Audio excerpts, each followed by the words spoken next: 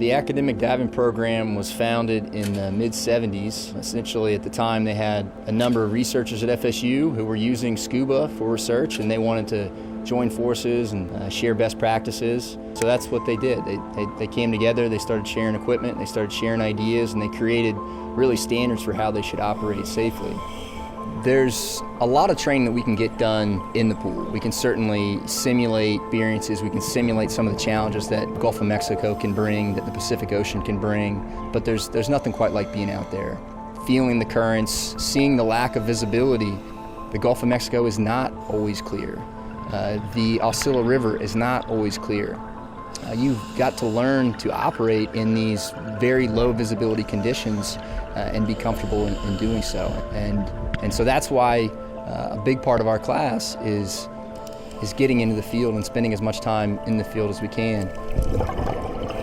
Pinnacle of our class is a training charter aboard the RV Appalachie. So on May 11th, we went out, we visited K Tower, which is a retired navigational Air Force beacon, and we dove. And while the students are down there, they're collecting measurements, they're surveying the site, they're practicing taking data, they're practicing underwater communication. And so that's one of the things that we really strive for the scientific diving workshop, is to provide those experiences and grow that comfort zone.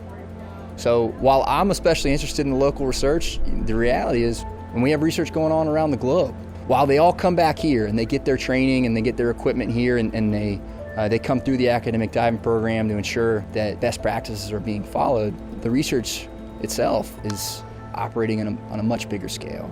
And I think that's really exciting. It's cool to be a part of something that is so global.